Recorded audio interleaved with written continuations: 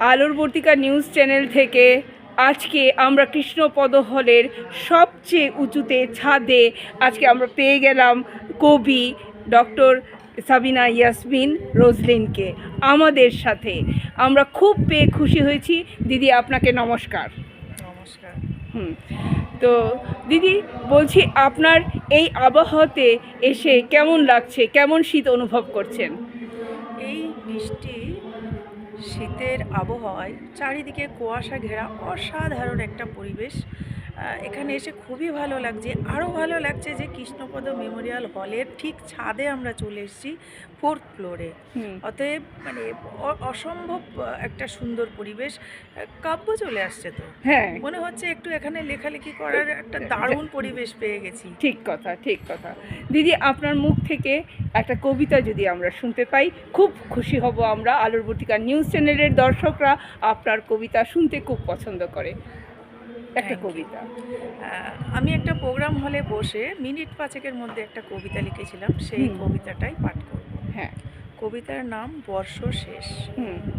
সারাটা বছর ছিলাম ভালোই, একরাশ মন ভরানো সম্মানে, গুরুজনদের আদর স্নেহের সাথে ছিলাম একসাথে সব মহানন্দে।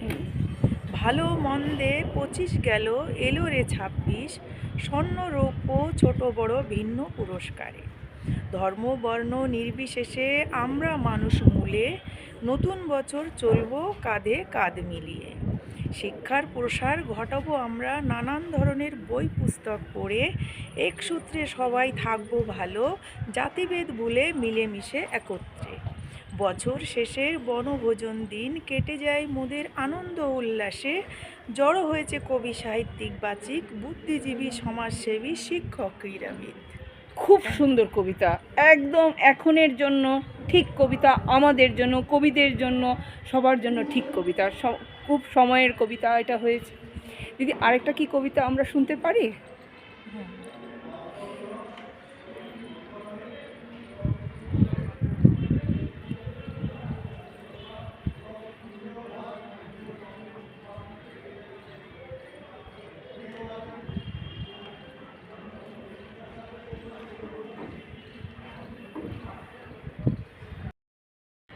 বাচ্চাদেরকে নিয়ে একটা লেখা আমার কবিতা, আয়ুষ্কাল।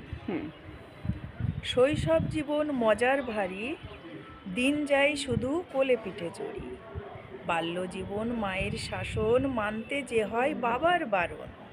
কৈশোরেতে অন্য জীবন, চাপে ভরা পঠন পাঠন।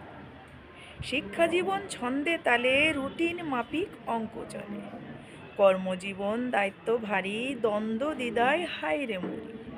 বর্তমানে নেইকো ছুটি, সেবা আর কাব্যে লুটোপুটি। দারুণ কবিতা, দারুণ। 3টে কবিতা আমরা খুব সুন্দর মানে শুনতে পেয়েছি। এভাবেই আপনি কবিতায় থাকুন, আমাদেরকে আনন্দ দিতে থাকুন, এবং পরস্পরের সঙ্গে আমরা দুঃখ সুখ ভাগ করে একসঙ্গে পথ চলবো, এটাই আমাদের অঙ্গীকার। ধন্যবাদ নিউজ চ্যানেল, প্রজ্ঞা পারিজাত দিদিকে। ভালো থাকবেন, সুস্থ থাকবেন। তুমিও খুব সুস্থ থেকো, ভালো থেকো, কবিতায় থেকো। কবিতার নাম হৈমন্তিকা। তটিনী হিল্লোলে তব অনুরাগ বাহিয়া, তরিবাহী থমথমে নদীকূলে চাহিয়া। হেমন্ত আমার মিষ্টি শীতল আবেশ, প্রাণ খোলা শ্বাস, ভাবনার আকাশ। পাতা ঝরানোর দিনে হিমেল পরশ, কখনো রুক্ষ দিনের শান্ত বাতাস। তীব্র রৌদ্রের প্রবাহমান হাস্যস্রোত, শান্ত প্রবাহ, শিশির ঘন মিঠেল প্রভাত।